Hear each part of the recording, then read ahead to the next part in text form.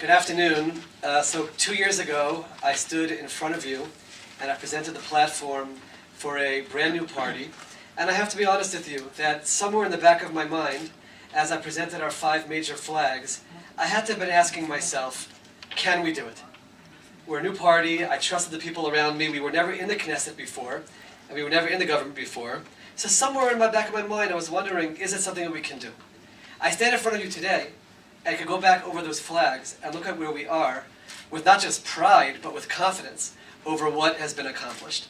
The first flag that we talked about 2 years ago was a pressing internal issue in Israel relating to the ultra-Orthodox community that's growing way beyond the rest of the Israeli population, but a community which is isolated, becoming more extreme, and not engaged in any way in Israeli society. And we said that we were going to change that. Well, everyone here, when I was here 2 years ago, the distinguished members of the panel were not here, almost scoffed and laughed at the suggestion that we'll be able to challenge that community. And we look back, and in March 2014, we passed the legislation for Equality and National Service, which lays out goals per year for numbers of ultra-Orthodox young men who will serve in the military or national service. And lo and behold, a year later, we've gone beyond the goals for the first year, and we're off and running in terms of that plan. Our primary focus was on Haredi employment, ultra-Orthodox employment. I head the Knesset task force to help the ultra-Orthodox get to work, to wean them off of a system where they're being supported by the state and now contributing towards the state tax revenue. We get in the projects that we established an average of 500 resumes per month of young ultra-Orthodox males who want to leave that system and go out to work. And amazing things are happening, an increase of 300% in Haredim who are turning to the government for assistance to go out to work. We're talking about nothing short of a revolution that's happening on the ultra-Orthodox street. And the third component of that was education, where they don't have any general education in their schools. We said we're going to change that. Again, laughed at, scoffed at. You can't change it. This is the way it's been for years. This past September, we established more than 50 mainstream ultra-Orthodox schools with basic general studies in Mea Shearim, in Beitar, in Bnei Brak, in Kiryat Sefer, and now we have many more requests for next year as well. That revolution is happening, that change is happening, and I stand here with pride over the fact that we accomplished it. I'll tell you the honest truth, I'm afraid, because I have no doubt that the moment it comes time to form a new government, both the Likud or Labor, in order to form a government, will just like this, give them whatever they demand in the ultra-Orthodox parties. Those parties, the ultra-Orthodox, already running on a slogan of turn the clock back. They understand what we've achieved over these 2 years, turn the clock back, and therefore we are running. Yesh Atid needs to be very strong to make sure that that phenomenon doesn't happen, and make no mistake about it. There's a direct correlation between ultra-Orthodox employment and general education and military service, and the extremism that we experienced in Beit Shemesh. The more the community is isolated, the more there's extremism, there's religious coercion, and therefore we're off and running and making that change. We want to be able to continue. Issue number 2 we talked about 2 years ago was the oversized, bloated government. And the previous government, which at a certain point had 39 ministers and deputy ministers, including ministers without portfolio. I can't think of anything else which describes inherent government corruption and waste than ministers without portfolio. And we said we're going to change that. Again, there was someone on the panel 2 years ago who said, you can't change that. That's how it works in Israel. This is how we do it. This is how you form governments. Well, we changed it. We passed the legislation. We abolished ministers without portfolio, and the next government is bound to be no more than 18 ministers. Another huge success, more effective, smaller size government. Issue number 3, and 2 years ago I was the only one on the panel who addressed this issue, is education in Israel, where over the last decades we've plummeted in international rankings in education, and we said we have to do a complete overhaul in the education system. I won't go through all the details right now, but we insisted when we went to the government on having the education portfolio, because Shai Peron, he happened to get the portfolio of education. For 20, 30 years he's been planning for this, to be able to lead the overhaul in education and get Israel back to the top 10 internationally, and anyone who's following knows that we're very much in the middle of that process. The other areas that we dealt with related to cost of living, cost of housing. I appreciate the words of Tzachi, who said that it's impossible for anyone to make real change in those areas in a year and 8 months. We came into office and found a 40 billion shekel deficit. Yair Lapid sat with all of us and said, by law, we have to pass this initial budget, the 2013-14 budget. He said, we are going to make cuts all across the board and do the responsible thing, and we will plummet in the polls as a result. and then we will take a full year and plan towards the 2015 budget. We passed that budget, we made cuts all across the board, we reduced the deficit and the deficit target, and in the process we were able to do some wonderful things. 1 billion shekel to Holocaust survivors who can now get their medications for free optical and dental care. We were able to pay for a war of 50 days of fighting without having to raise taxes. But most importantly, our focus was on this 2015 budget. It's not a campaign promise, it's a budget. It's real, it's sitting in my office in the Knesset, which has an increase of over 10 billion shekel to the social ministries, to education, to welfare, to health, without having to raise taxes. And the big question is, how do you do that? How do you pass a social budget with an increase of this kind, with plans in housing and other areas to bring down the cost of living without raising taxes? And that gets to the next issue, which is by fighting corruption. By going after 4.5 billion shekel in trapped profits, by going after the Kakal, which has 1 billion shekel that we made a plan for them to give over to the state budget, going after the areas that Israel has never gone after. We're not beholden to anybody. We're not beholden to any central committees, to go after the areas where the money is there, and to be able to give it towards all the social ministries, and to make a real change. And we absolutely do believe, if you look on our website, you will see the list in English of all the changes that we've made in a year and 8 months, changes that haven't been made in decades in this country. And we fully believe that that's what we accomplished in a year and 8 months. Imagine what we can do with a full 4 years in office. So we look at all of this, and then we turn to one other issue, and I'll end with this, and that is in terms of the Palestinian conflict and security in general.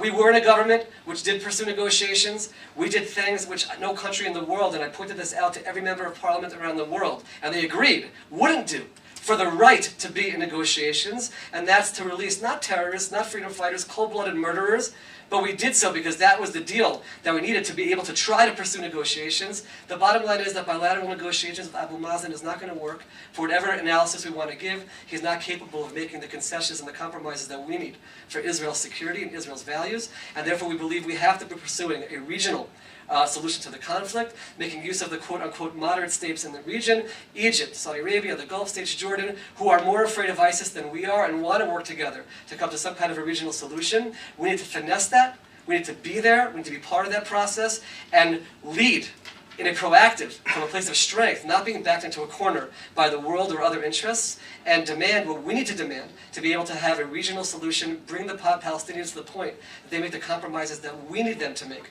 so that we can preserve Israel as a strong, secure, Jewish, and democratic state. So I believe that we offer both things. We both offer a pragmatic solution towards dealing with the security issues, and we also are dealing with internal issues I've sat on panels for the last 6 weeks no one has talked about.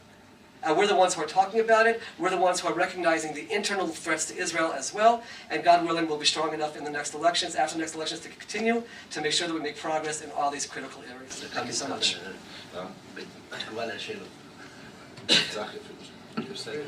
There's no doubt that everyone's responsibility in elections is to attack each other and go after each other. And at least I can say, in the case of Michael and Chilik and myself, we can attack each other's plans and see which plan can work or not, but there are plans.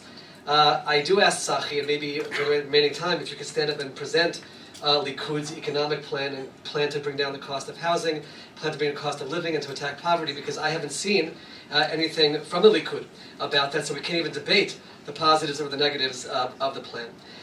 Because of the fact that we're dealing with the foreign media, I think it's very important to emphasize again that Israel, and this is what I've been doing for the last 2 years in the Knesset, that Israel is about more than the conflict, which is talked about all the time, and these elections are even more about it. All of us have our opinions about it, and everyone standing here today, at least the people before you, do believe that we have to be striving to find a way to resolve the conflict, but all these core internal issues are also at stake in these elections. I didn't even mention in my opening remarks about the issues of religion and state. What does it mean when we call Israel a Jewish state? It's an issue for 67 years which has been neglected and not dealt with because we've been dealing with all of our security issues.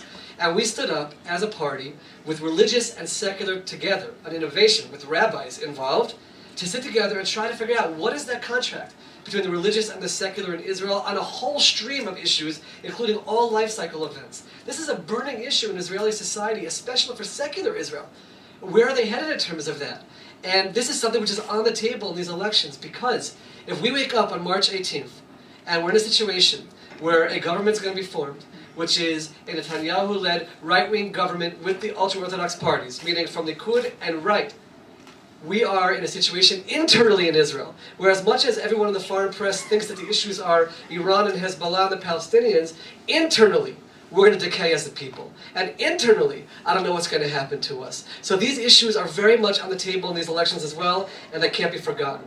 A word about the U.S.-Israeli relationship, certainly very close to my heart, and I'm very much in touch with people throughout Washington and the United States. I can tell you that right now, it's constant on my phone over here, people saying, how did you get yourselves into a situation where you're now in the middle of a Democratic and Republican spat in Congress? How did this happen? How do you let that happen? And it is a disaster, and I do stand here today and say that Prime Minister Netanyahu has to cancel his presentation in front of Congress. There are other ways for him to get the message across and not cause damage to Israel's status and Israel's relationship in the United States. And this is something which is also at stake. Sometimes you speak with a lot of bravado about security, and in the process you're actually destroying Israel's security and destroying Israel's critical relationships. These are issues that are on the table in the elections, and these are issues that we're going to continue bringing to the Israeli public with 25% undecided, and we have no doubt that these issues will resonate with the Israeli public as well. Just two sentences. One is, I do want to agree with what Chilik said. In my experience in the 2 years in the Knesset, there really is, for the most part, wall-to-wall support for the general administration policy regarding Iran, both in terms of being against the deal that seems to be developing, and that Israel has its right to protect its own security, depending on what happens as time goes along. I've also learned in 2 years in the Knesset that most effective diplomacy happens behind closed doors, in meetings, one-on-one, looking people in the eye and talking things through. And there's no doubt that the Prime Minister can be as effective as he needs to be in those kinds of meetings. It doesn't have to be done in a public way which hurts Israel. Like I said before, the feedback that I'm getting from the United States is from staunch supporters of the Prime Minister, staunch supporters even at times of the Likud, and people who are saying what has happened over here, and they're now stuck in a horrible situation where, because of internal disputes in the United States, now all of a sudden Israel has become some kind of a pawn in that dispute, and we need to find the way to graciously back away from that, to get back to a point where we have bipartisan support for Israel, as it's always been, in the Congress especially. And the best way to do that is not to go for the speech, but certainly Ambassador Oren's idea of the APAC, the Prime Minister can give whatever speech he wants to there, and no one will criticize that at all. The message will be taken, the press will cover it, instead of a press fiasco where the discussion is going to be about who wasn't there, the empty seat behind him because the Vice President isn't there, and no one focusing on the details of the Iranian issue, which is a critical threat to Israel now and, of course, down the road in the future. If there's one thing that we learned 2 years ago, is that playing this game 6 weeks, 5 weeks before the elections are almost an exercise in futility. Because you have to remember, the polls that we see today, two things. First of all, you still have 20 to 30% of Israelis that are undecided. So, and decide literally the day of the elections generally. Number one. Number two, it's interesting, but most of the polling companies don't call mobile phones when they make their phone calls, and they call landlines. And you ask young people throughout Israel how many of them have a landline in their home. They don't. They're excluded from the polls. And in general, polls that are done to 500 people on one night or 2 nights are not the most professional, accurate. There's a whole science to why the polls don't usually capture it in Israel. And therefore, to sit now and try to play the game, I'm sure everyone does it, we also do it in our minds, is very difficult to do. The one thing I can tell you is that we will only sit in a government which, number one, and going back to my opening remarks, does not turn the clock back in terms of the progress that has been made on the crucial internal issue of the ultra-Orthodox community. That's number one. Number two, that will continue to make progress on the internal religion and state issues. Number three, that is not seriously, sincerely invested in exploring a resolution of some kind to separate from the Palestinians. And those are the three lines where I really say we will not sit in a government in those situations where those lines would be crossed. But in terms of which way or the other, we obviously have to see the day after the elections and make our decisions based on that in terms of what's our best option in terms of entering a government or being a strong opposition party. Our party's plan in terms of bringing down the cost of housing has been very clear. The first thing that you do, as the ambassador said, is raising the amount of units that are built. The past year in Israel, there was a record that was broken in terms of the number of units that were sent to market from the government, over 50,000. There are plans for over 110,000 units throughout the country. And the way that we did it also was through something in Hebrew which is called Heskemei Gag. I haven't figured out how to translate it into English so well, but it's an overall planning, meaning I live in Beit Shemesh, where in the hills of Ramat Beit Shemesh, they're building tens of thousands of units without any infrastructure planning whatsoever, making it an impossible situation. And here, when we're going into areas, Modi'in, Rishon LeZion, Kiryat Gat, and all the relevant ministries working together, taking the money that we get from the sale of the land to use towards planning the roads, the schools, the parks, etc. involved. The second element of the plan is targeted pricing. When you release the land to the contractors, it's on conditions that it's within a certain price range. The third element is low-cost rentals, building 150,000 low-cost rentals throughout the country. And number 4 was the plan which became very controversial, and we have our experts who say that it's something which would be effective in its limited nature, and that is the 0% VAT for young couples as well. But it's a 4-part plan. The cost of housing in Israel went up 80% over the last 7 years. In October 2014 was the first time we saw a change in the right direction, where it went down just one tiny little percent. But that we believe is because of the increase in the amount that was being built. In terms of cost of living overall, it's no doubt increasing competition. And there, the most important thing we could do is to limit the tariffs on products that are being imported to try to increase the competition there. Over the course of the last year, we did see a 3% reduction in cost of food. It's not enough, and there's a lot more that has to be done. And again, a social-minded budget, which is our 2015 budget, which is our operating economic plan. Those are the ways that we believe that the cost of housing and cost of living has to be brought down. And again, you definitely have to have the stability of time to be able to have all the plans, whoever's plan it's going to be. Whether it's going to be Moshe Kachlin's plan, our plan, the Likud, the Labor plan, or I haven't heard the Likud plan, whatever plan it's going to be, you need time for that plan to be implemented and for it to actually get into the place where you'll see the decrease actually. Just one comment in terms of the relationship with Israeli Arabs in particular. I sit in the Knesset, and I think it's sometimes not even understood what sometimes members of Knesset get up and say, things that wouldn't be tolerated in any other democratic country. We go out of our way because we want to show that we're a democracy and give people the freedom of speech, but things that would not be accepted anywhere. And I think that an effort to make sure that someone who doesn't represent Israel's best interests, or even Israeli Arabs' best interests, not to be in Knesset, is something which we're certainly supportive of when they talk so negatively and in such a traitorous type of way towards the state and towards its soldiers.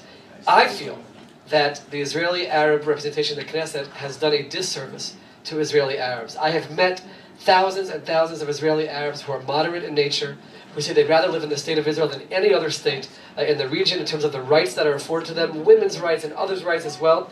And I don't think they're represented in the Knesset, where there seems to be a competition of trying to out-radicalize or nationalize the other between them. It's possible that the unification of the Arabs right now, it's possible, I don't know, into one joint list. Maybe that'll change that. Maybe there's no longer a competition between them. Maybe they'll be representing the needs of Israeli Arabs, which are real, in terms of education, in terms of infrastructure, and we have to do more to invest in that population, but to try to find a way to lower the tones, which are radical and even at times traitorous towards the state of Israel, which they represent in the Knesset.